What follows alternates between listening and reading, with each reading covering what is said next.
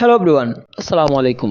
এই ভিডিওতে আমি আপনাদের সাথে তুলে ধরার চেষ্টা করছি কুমিল্লার আইডি এন্টারপ্রাইজ সম্পর্কে কিছু বিস্তারিত তথ্য, পাশাপাশি জানানোর চেষ্টা করব কেন এই বাস কোম্পানিটি এখনো পরিবহন সেক্টরে কিংবা রাস্তায় নামতে পারলো না। অর্থাৎ এখানে এই বাস কোম্পানিটি দেখে আপনাদের কাছে কি মনে হচ্ছে সেটা হয়তো আমি জানি না, আমার কাছে মনে হচ্ছে যেন আর কি শুরুর আগে শেষ হয়ে গেল আরো একটি বাস কোম্পানি, যেখানে দেশের সুনামধন্য body workshop Delco engineering workshop থেকে প্রায় ভিন্ন ধরনের পেন্ট স্কিন নিয়ে 100টি বাস নিয়ে তারা কিন্তু ঈদের আগে সার্ভিস দেওয়ার কথা ছিল। তাও বর্তমানে 4 মাস পার হয়ে গেলেও এখনো রাস্তায় নামতে পারেনি এই বাস কোম্পানিটি। তবে এখানে আইডি এন্টারপ্রাইজের মালিকানাধীন তথ্য অনুযায়ী বাসের বয়স 4 মাস হলেও 100টি বাসের মধ্যে তাদের এখন পর্যন্ত 15টি বাসই বাংলাদেশ বিআরটিএ রোড পারমিট দেয়নি। পাশাপাশি আপনারা হয়তো অনেকে জানেন, একটি বাস কোম্পানি যখন নতুন রোডে সার্ভিস দেয় তখন জেলা মালিক সমিতির সাথেও কিন্তু বিআরটি এর পাশাপাশি অনুমতি করতে হয়। তবে এখানে তাদের প্রধান ভুল ছিল, তারা মালিক সমিতির সাথে কথা বলার আগে তাদের বাসগুলোতে আইডি এন্টারপ্রাইজের ব্যানারটি তারা লাগিয়ে দেয়। যদি আসলে পরিবহন ব্যবসায় আসলে আসাটা যতটা সহজ কিংবা পরিবহন ব্যবসা করা কিন্তু তার চাইতে অনেক বেশি কঠিন, যেহেতু এই বাস মালিক 100টি বাস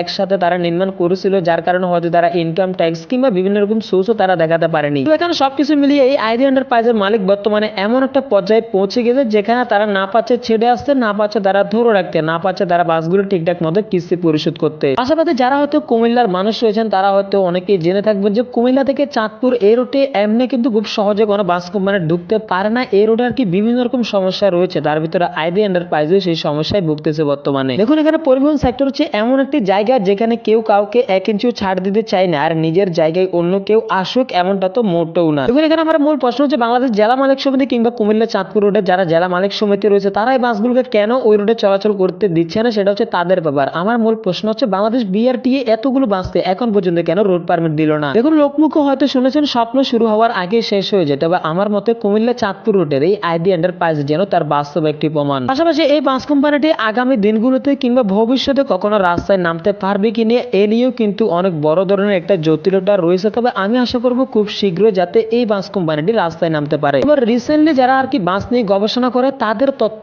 অনুযায়ী মালিক সমিতি এই বাসগুলোকে অনুমতি না দেওয়ার প্রধান কারণ হচ্ছে মালিক সমিতির সাথে তারা কথা বলার আগেই বাসের গায়ে তারা আইডি এন্টারপ্রাইজের এই ব্যানারটি লাগিয়ে দেয়, যার কারণে দ্বিতীয়বার মালিক সমিতিও আর কি কোনো রেসপন্স দেখায়নি এই বাস কোম্পানিটির প্রতি। পাশাপাশি বাসের ডকুমেন্ট কিংবা ডিজিটাল নাম্বার প্লেট না থাকার কারণে বাসগুলো এখন পর্যন্ত রোড পারমিটও পায়নি। তো দেশের পরিবহন জগৎ রিলেটিভ যে কোনো তথ্য সবার আগে জানতে অবশ্যই আমাদের আরএস বাস লাভার চ্যানেলটি সাবস্ক্রাইব করে পাশে দেখবেন। পাশাপাশি আজকের এই বাস কোম্পানি সম্পর্কে আপনাদের মতামত শেয়ার করতে পারেন আমাদের ভিউয়ার্সদের মাধ্যমে। দেখা হবে নেক্সটে অন্য কোনো ভিডিওতে। আল্লাহ হাফেজ।